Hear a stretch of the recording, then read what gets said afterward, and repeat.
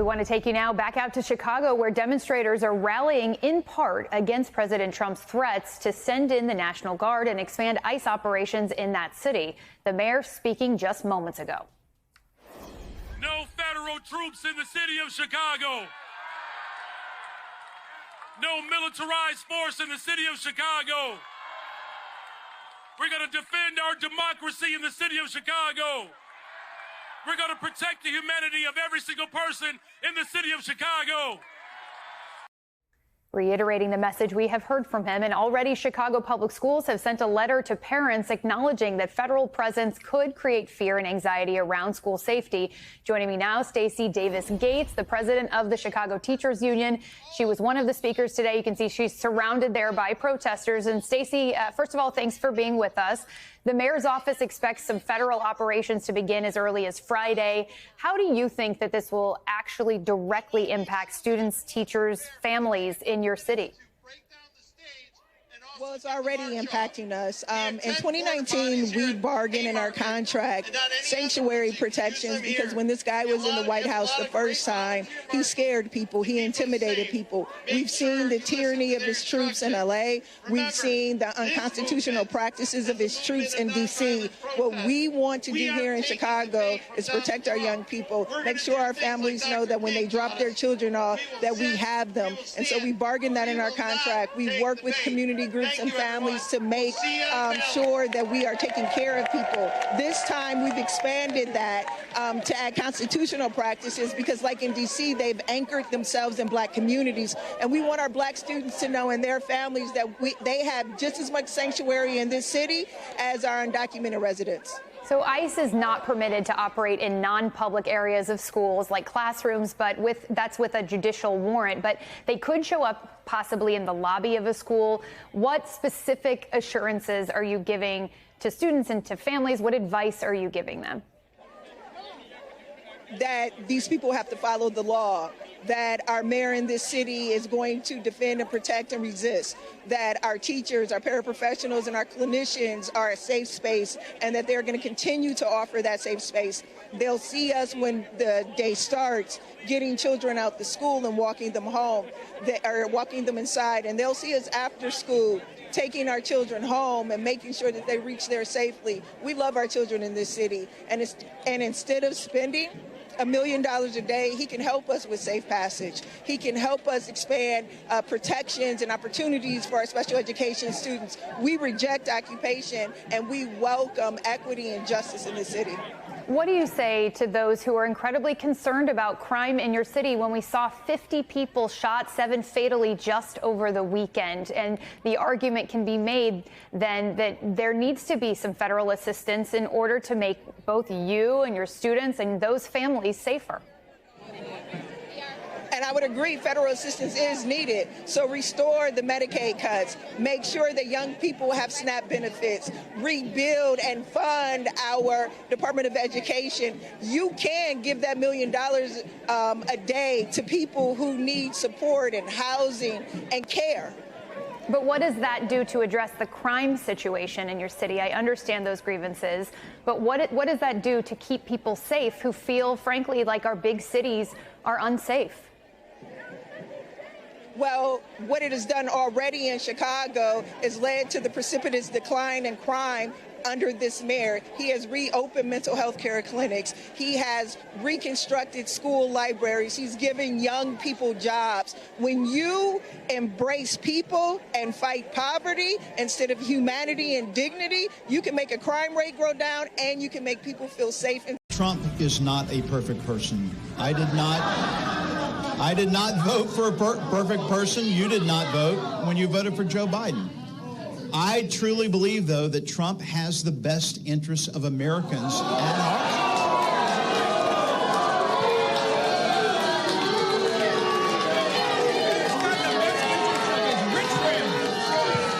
He's got the best interests of Putin and all the other dictators. That's who he wants. He doesn't care about us. He cares about his dictator friends. Hey there again, everyone. It is 5 o'clock on the East Coast. I'm Stephanie Rule in for Nicole Wallace on this Labor Day. And it may have been summertime, but constituents were not taking it easy. Numerous Republican lawmakers were on the receiving end of serious frustration and straight-up anger from those they represent at recent in-person town halls. And many of these lawmakers were in states that voted overwhelmingly for Donald John Trump. I'm talking about Alabama and Ohio, where constituents slammed Trump's agenda items, things like cuts to Medicaid and the so-called Big Beautiful Bill, his harsh immigration crackdown, the federal takeover of Washington, D.C., and Donald Trump cozying up to dictators. Bottom line, the attendees were loud and clear, saying, "We do not want this." Take a listen at a little more of that anger just from this past week.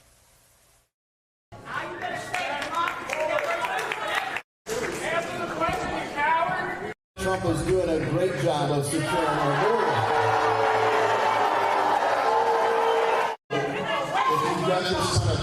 Well, the Big Beautiful Bill was actually the Trump tax cut.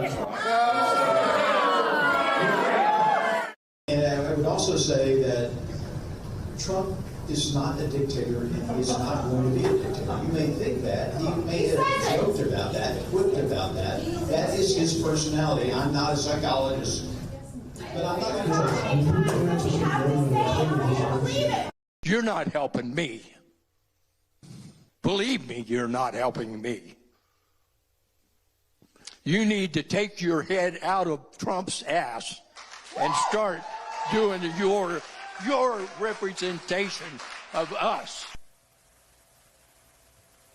One of the representatives who held a town hall last week, Barry Moore of Alabama, left the event he held in his home district last week through the back door.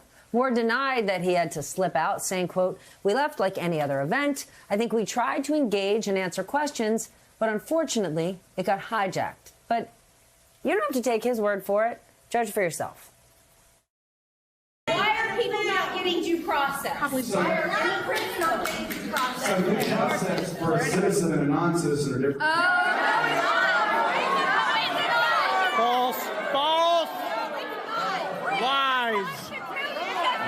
The 5th and 14th Amendments allow for it. The Supreme Court has backed it many times. Shame. Shame. Shame.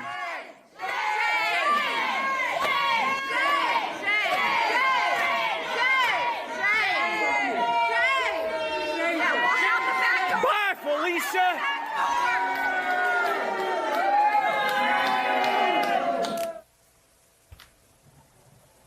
Today, on Labor Day, that same anger we heard at town halls is being taken to the streets.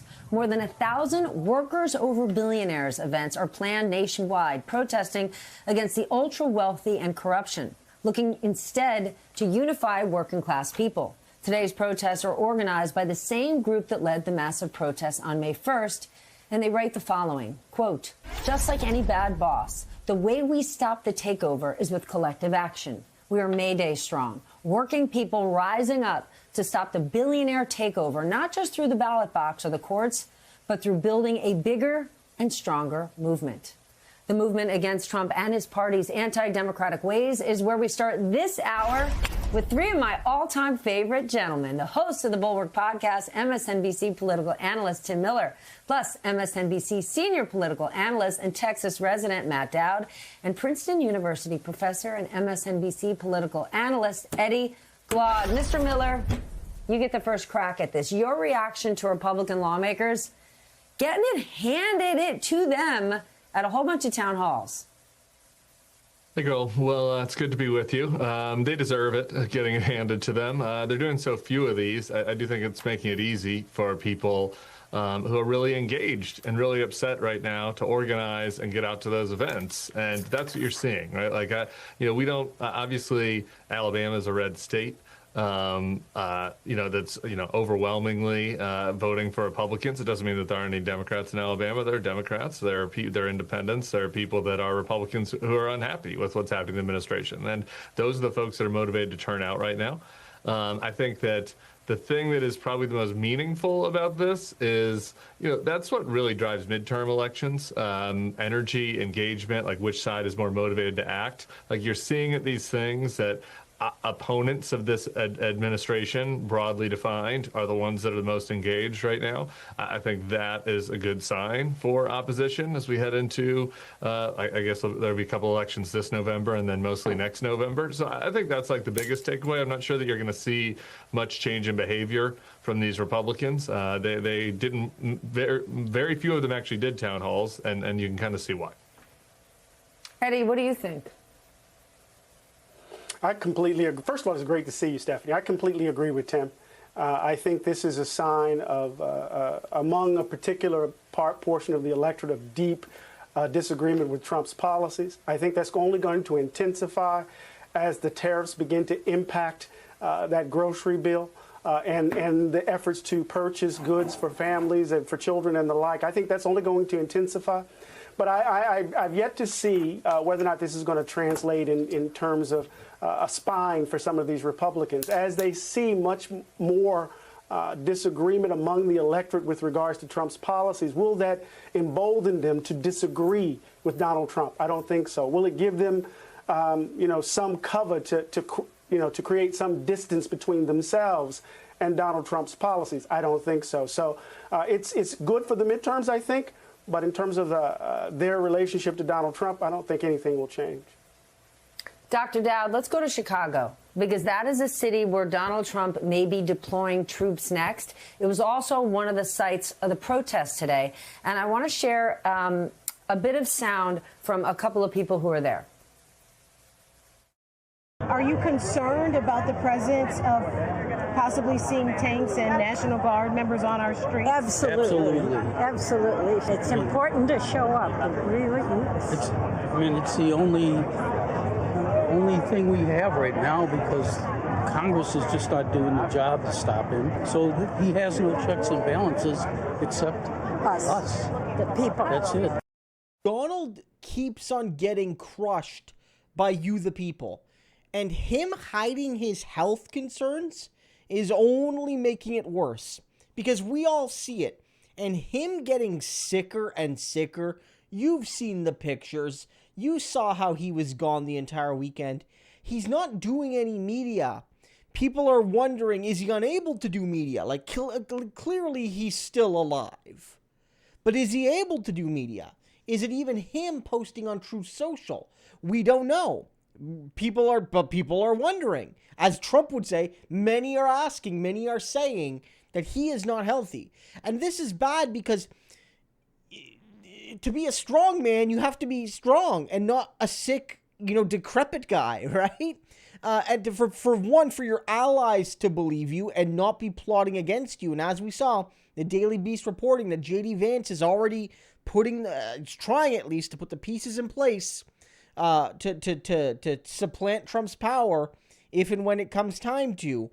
And, if they're not united, if MAGA's not united because the king is on the way out and they don't know who the prince is, and so they're dividing their power, that makes opposition more hopeful. And so people on the ground are saying, well, the head of the MAGA movement is sick. He's old. He's not doing anything. He was gone all weekend. Is he mentally there?